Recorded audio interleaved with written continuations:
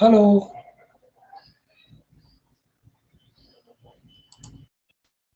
सबको एंट्री कीजिए जल्दी जल्दी।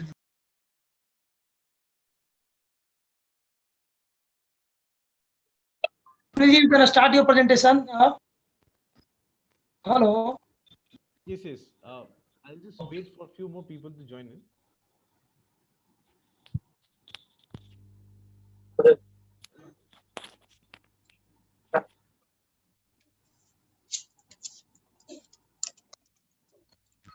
हेलो अली नवाब। ये बच्चे को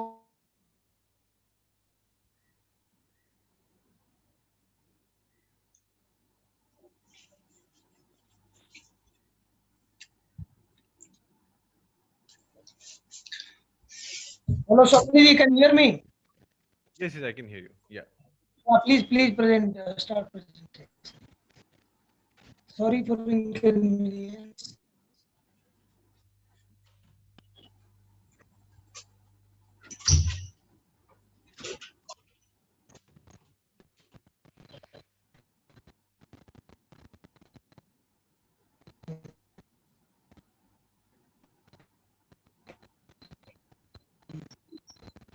जी यस, प्रोसीड कीजिए, दिख रहा है। Okay, sure. Yeah.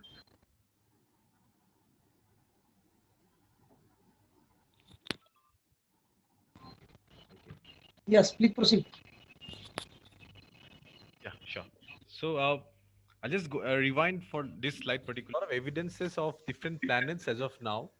When you talk about Kepler, when you talk about TRAPPIST and other planets for that matter, and they have a lot of evidences of water life forms being present there. And as we understand that there is a huge curiosity among the scientific community, among the space explorers, to find other evidences that are, many, many light years ahead. But to study the presence of water and to confirm that is comparatively easy than trying to find a protein content of the planet. So studying for water is one of the ways in which the scientists have thought that that would be one of the factors indicators of the possibility of life forms being present there. In the past 20 years, I would say the scientific communities are main, or I would say the measure space expedition programs are more focused on finding out the evidence of life forms on Mars. So why Mars is very important? I mean, like there are other planets as well. Venus is one, but are we? Why are we focusing only on Mars? So evidences says that the presence of soil content or the presence of protein content on the surface or on the soil or on the sand, for that matter, on the planet of Mars is similar to that of Earth. And it is so assumed that once there was a climate, once there was an ecosystem or environment that was similar to that of our planet. So what made Mars to go inhabitable? Right now we know that there's a lot of other gases that are not favorable to human beings. But what has happened over time that has made this particular environment to coexist? So there are a lot of learning lessons that we can gather from Mars and what happened if we study the past. And if we study about the Earth's past, one of the reason why Earth was once inhabitable was because of the asteroid that struck and that kind of extinct the whole life form of the dinosaurs. So what happens that if in future similar kind of activities or similar kind of asteroids, if they attack Earth? So basically we are trying to study all the possibilities why Mars has has occupied the current state as it has done now, and how to avoid those situations if it so happens to the planet of Earth. On the screen you can see there are four visuals, I would say, and these visuals are high definition visuals of the planet of Mars. So let's assume that these photographs, if I would not have shared uh, and if I not have like told you the fact that these are actually from the planet of Mars, it you will by default assume that these are some pictures that are captured on our Earth itself. But imagine, very striking feature is that these are pictures covered or captured by the rovers Curiosity and Opportunity that has been there on the surface of Mars for the last 10 plus years. We all know that in the galaxy we are talking about multiple, uh, uh, like uh, uh, galaxies and stuff like that. And then one of the interesting one that we are currently a part of is our Milky Way galaxy, and it is so assumed that there are 50 billion worlds or similar Earth-like planets that have exist are into existence as of now in our Milky Way. And there, if we talk about other galaxies as of now, there are hundreds of more galaxies in present. And if we talk about the possibilities of Earth-like planets being present there, and the number goes, it's an infinite number for that matter. So there's a high, possibility of those things to come into being. So, who sparked the curiosity of the existence of these different types of aliens and how they look like? Right. This, I think, a lot of contribution was being made by comic writers who first designed and described the image of how an alien might look like and what motives they might have when they land on the surface of the earth. So H.G. Wells is one of the well-known writers, and he started with his uh, comic, The War of the Worlds, and it was one of the instant hit that happened. So what happened was people started assuming aliens to be somewhat that's there on the picture on the cover of the comic, somewhat like that.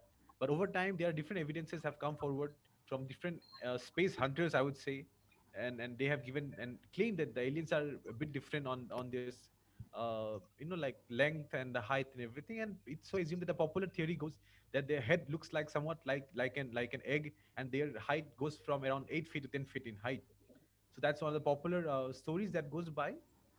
Talking about evidences, if I have to share something, because alien or the extraterrestrial being is one topic which is very close to my heart, and I always like to talk about it, and more so argue about the existence of it, because uh, from the background I belong to, I have a lot of interest in terms of space exploration and looking for extraterrestrial being. So recently there was a lot of like stories that came into being in one of the series in Netflix, and it was about Bob Lazar.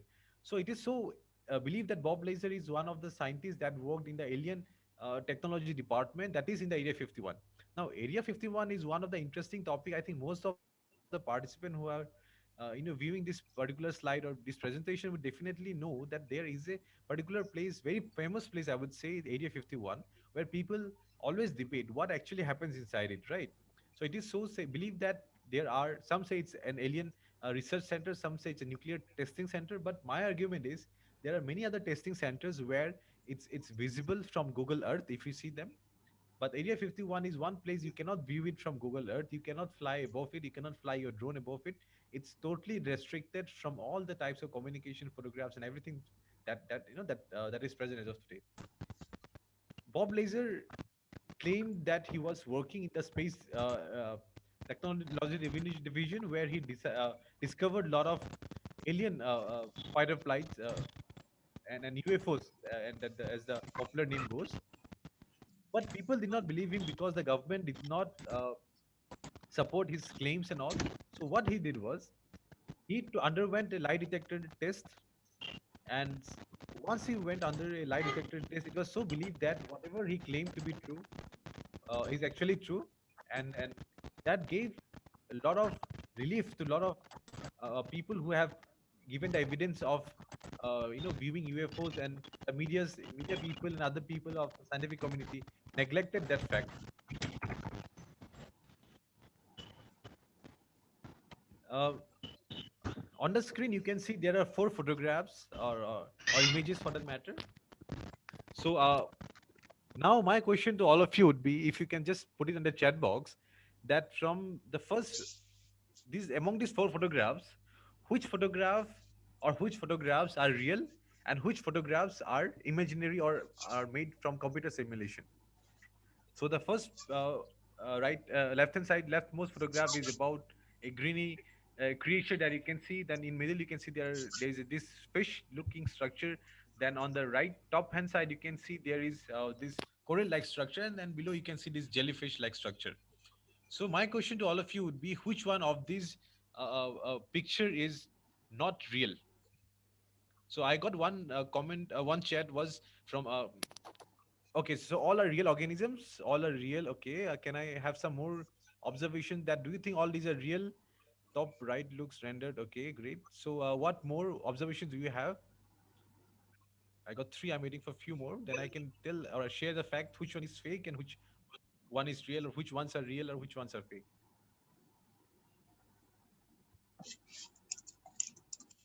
Okay, okay. So all are real. Okay, four answers, or they all look real. Okay, by Saja, they all look. So can I get some more? Because this is going to be very interesting. One, two, three, four, five answers.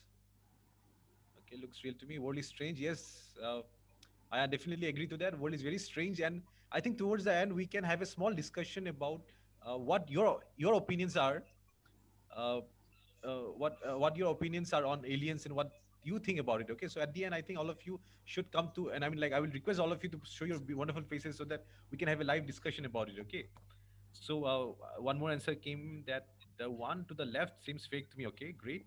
So if I get one or more answer from any one of you, I'll reveal the answer for that. Come on, people, come on, come on.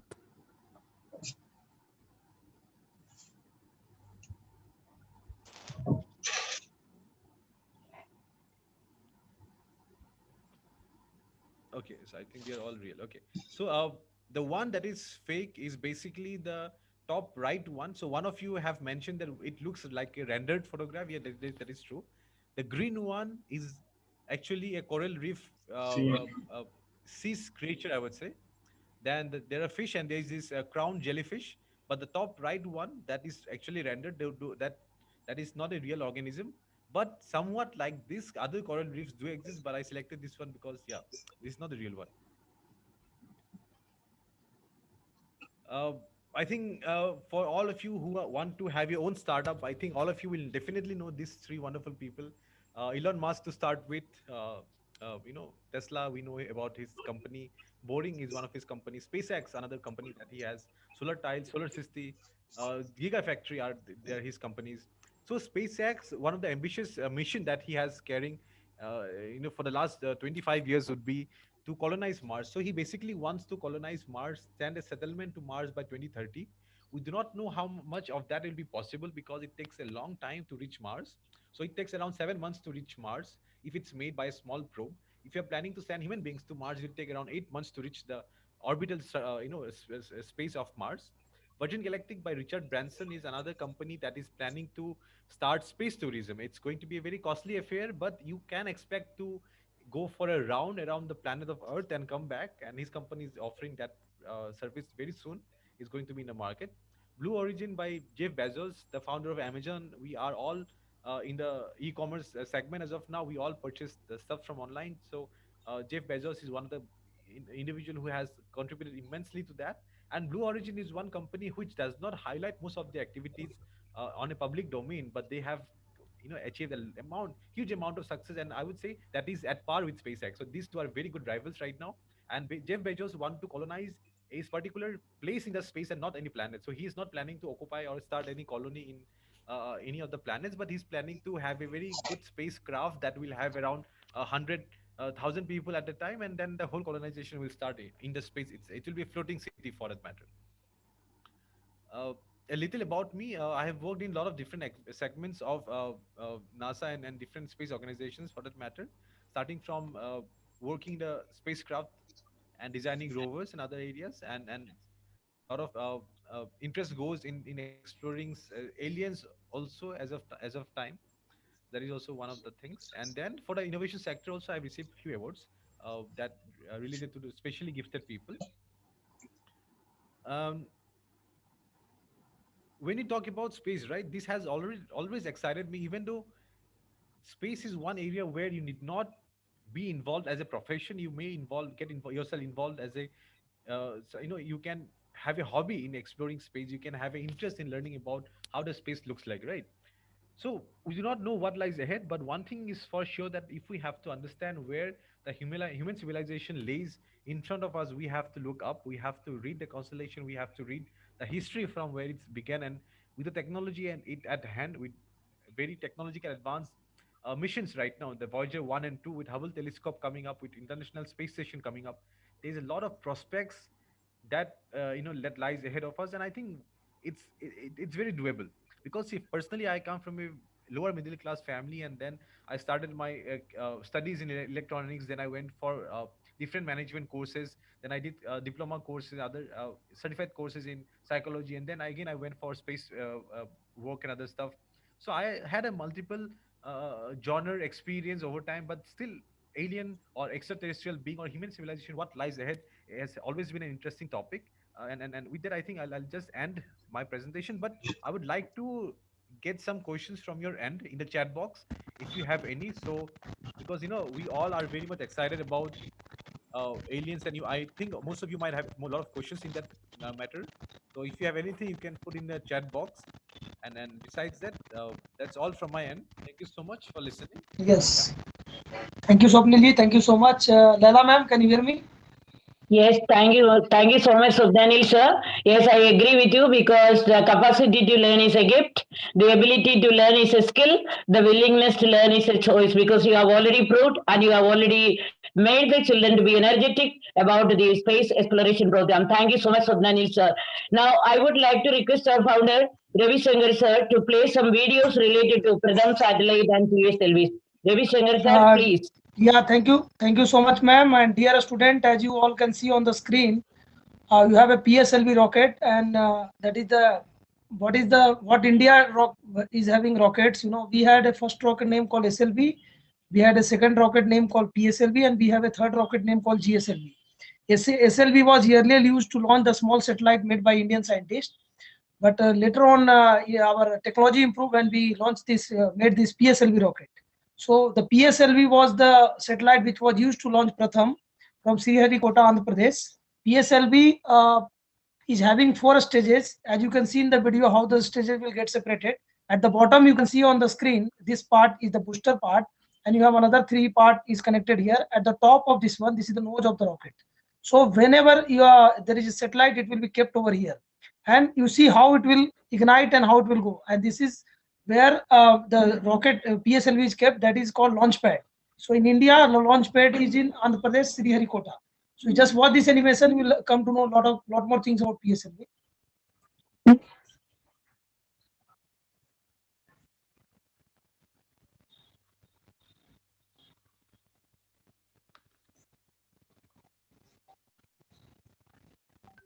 So this is the booster stage. As you can see, that booster has got ignited.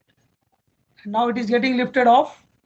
So first will be the separation of boosters. You can see in that that when it will go to the space, first booster will get separated.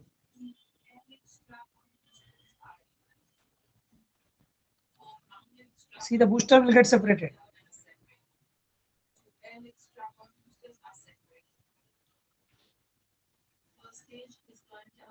There is I have already told all of you, there is 4 stages are there. So you can see the first stage now burned out. See the second stage, as you can see on the screen. This is called payload fairing, means the opening of the nose of the rocket. That is called payload fairing.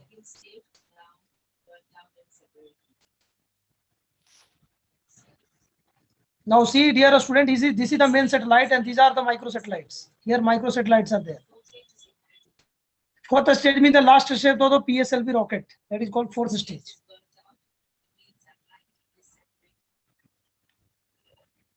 So if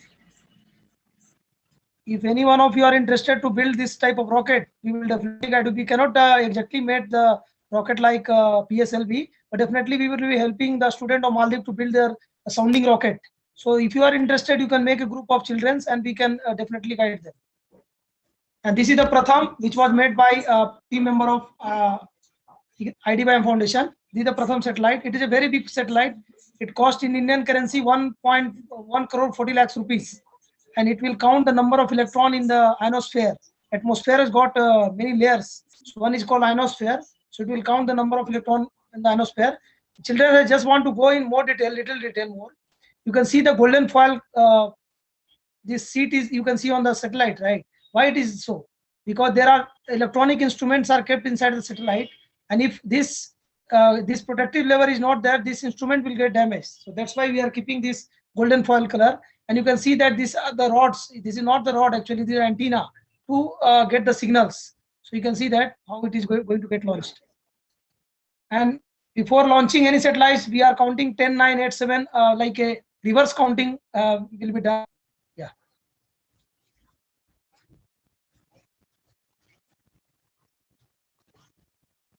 This is PSLV C35, and this is the place in Andhra Pradesh of India. This place name is called Sriharikota. If you, some of you come from Maldives, we will take you there. You see that this is the Pratham launching.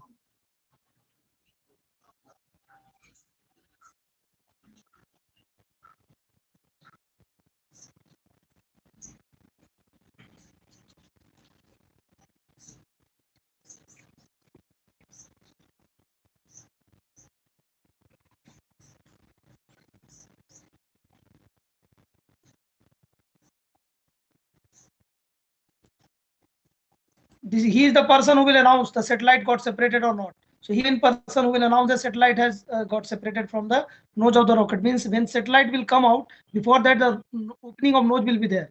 Nose, you can see on the top part of the rocket there is a nose. So it will open and satellite will come out. Yes, thank you, Leila ma'am. Yeah. Please. Yeah, please. So really, it was very inspiring. And I believe that imagination is the purview of life's coming attractions. So thank you so much. You have already enabled the children to know about Sriharikota in Andhra Pradesh, where that Pratham was already been launched. Thanks a lot, sir. And children, those whom you have already listened to, is our founder of IDYM Foundation, Mr. Ravi Shankar, sir. Thanks a lot, sir. Now I would like to call upon Safura ma'am, Maldives. Safura ma'am. Kindly give your Sapura ma'am, views can on- you hear us? Yeah, Sapura ma'am. Yes, thank you very much. Is this the end of the session? Ma'am, we can ask, the student can ask some questions and then we can, we can answer that. And meantime, you can talk about what is your point of view of the session. At that time, in the meantime, a student will ask the question, ma'am. Yes. Right. Okay. Thank you very much. So on behalf of all the students and the physics department, science department, we would like to thank you. The association, Igniting Dreams of Young Minds Foundation, the management, Mr. Ravi, and also State Minister of Education, Dr. Abdullah Rashid, for providing us this opportunity. So such platforms for, of course, our young adolescent age students are indeed very, important for students who want to pursue, their dreams in this area.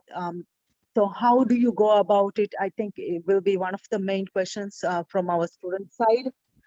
Anyway, so as I've been also, in since I took up my, degree in physics, I was also amazed by all these, formula like the relativity formula by Sir Albert Einstein. I never understood, but I think it's one of the why it explains why the relationship between mass and how things move in the space. So all those differentiation and integration, the complex formula I came to know about, and how we can apply this formula. So I think at this generation, all these have been brought to us and put on the table, and it's time for us to go ahead with all these science and beautiful complex formula for our students pursuing in this area.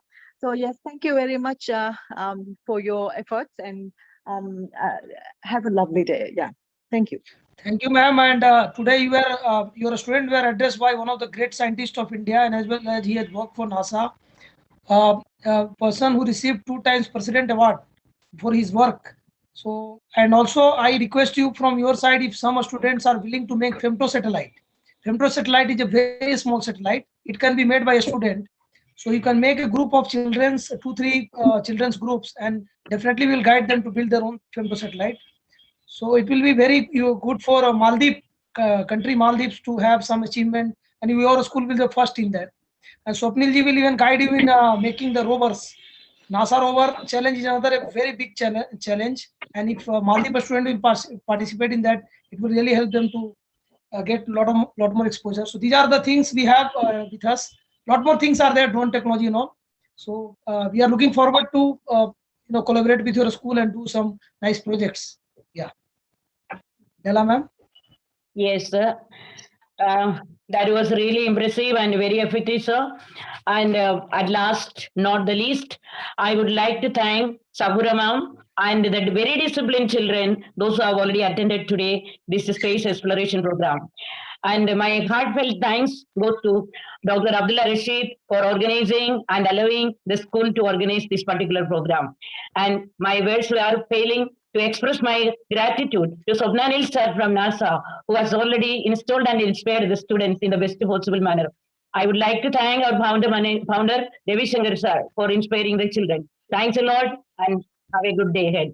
Yes, thank you, ma'am. And Swapniji, with your permission, can we end the show? Yeah, there is no question. So what we can Yeah, do is that, children, if you yeah. want to ask some questions, Swapniji will with you all.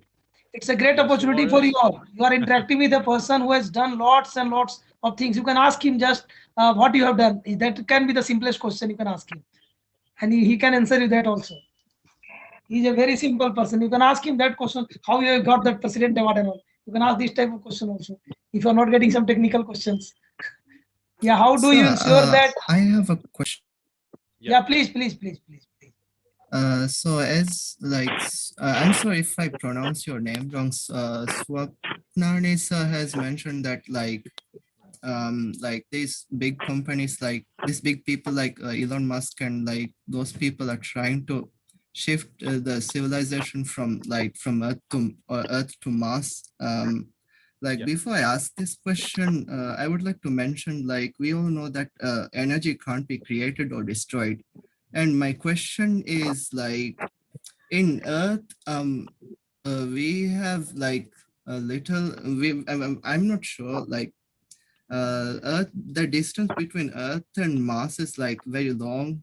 And my question is, how do you get that much energy to like to travel from Earth to Mars? Like, I mean, to bring the civilization, not like voyages and those stuff, like the whole civilization, Sure. like Yeah, continuously. yeah. Okay, sure. See, there are two aspects. First aspect is basically creating more energy efficient vehicles or like spacecrafts. To start with, I'll just give a small example. We all know about Tesla, right? As of today, we are talking about Tesla being one of the very efficient vehicles that runs on battery operated technology. But there are other vehicles that are driven by a lot of other materials like if we talk about nuclear fission, if we talk about hydrogen gases and other matters for the technology part of propulsion, so we can have a very efficient medium of transportation in the least space possible. So when we talk about nuclear fission or fusion, we are talking about technology that can be created. It's difficult to control that if something goes wrong, but it can be concise to a smaller size as well.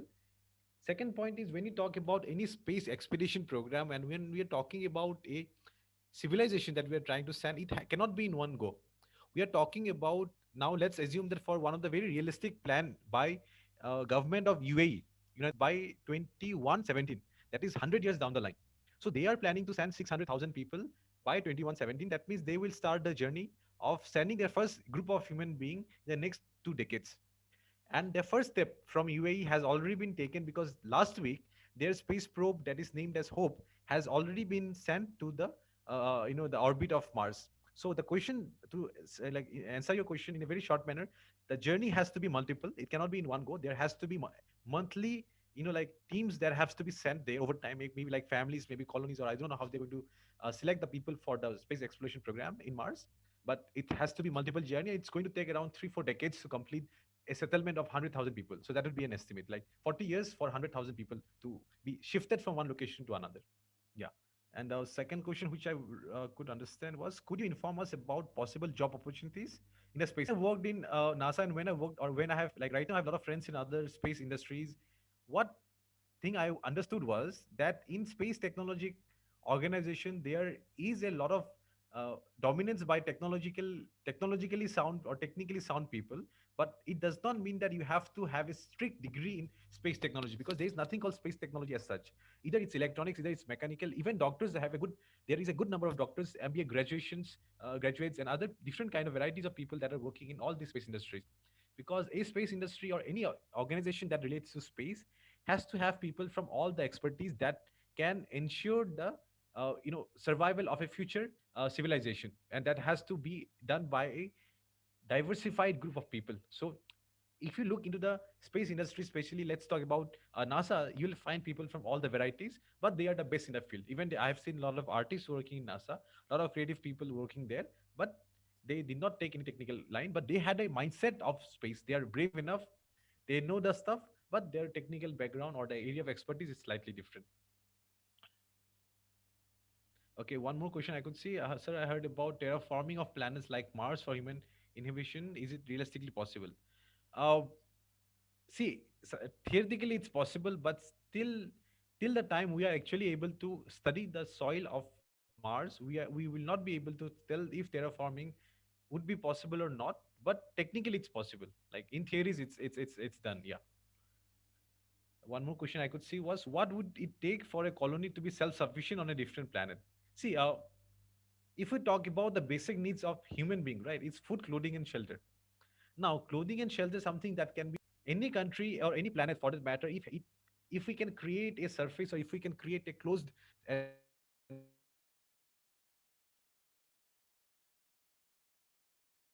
enclosure for human beings and a grown, right, and the soil where the nutrients will come from. So these are the three key elements that are more typical in terms of their nature to be transferred to any planet, and or to be like to be made it self-sustaining. Because right now in our own planet, even though we know that 70%, 75% of the planet is covered by water, still we are not able to provide water in a Now lot I'm of getting. different areas above land. Sorry.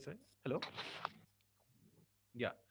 So if we talk about the other planets or any other like places over Earth, the shifting of water itself is a problem. The desalination process itself is a problem. So when you talk about the unknown place where we are planning to send water, where we are planning to send food or soil or nutrients for that matter, it will be a very difficult and tricky process to be done.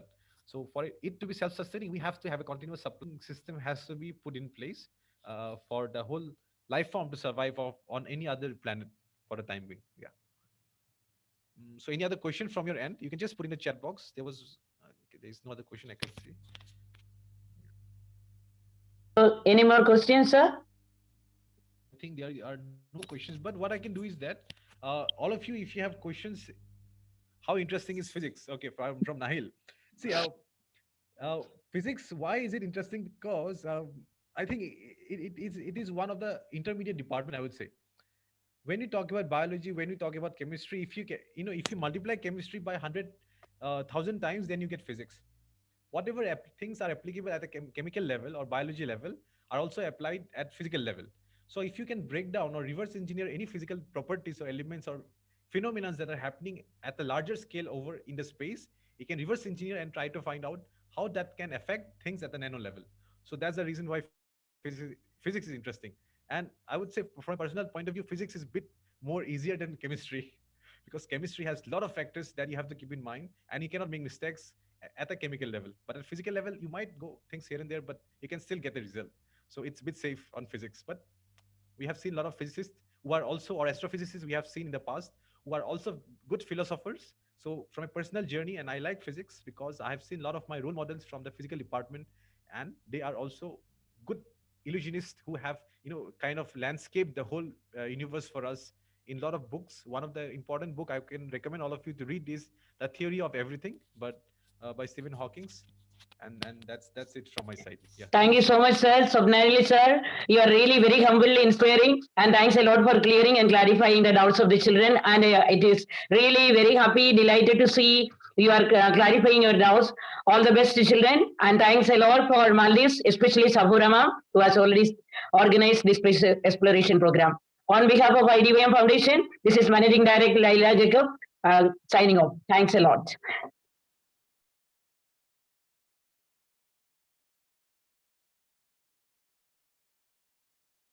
Everything done? Hello, ma'am. Hello. Yes, sir. Everything done. Okay, we will close the meeting now. Okay, ma'am. Thank you. Thank you. Yeah. Okay, everybody, please leave the meeting. Every one of you. I think 6 members are there. Only. Okay. Only 6 members are there, sir. They will leave now. Okay. Okay. Now, Okay. Okay. yes, sir. Now, Then- we can go. Thank you, sir. Ma'am वो मैं Yes, sir. 1 second ma'am 1 second meeting Okay. Close कर दीजिए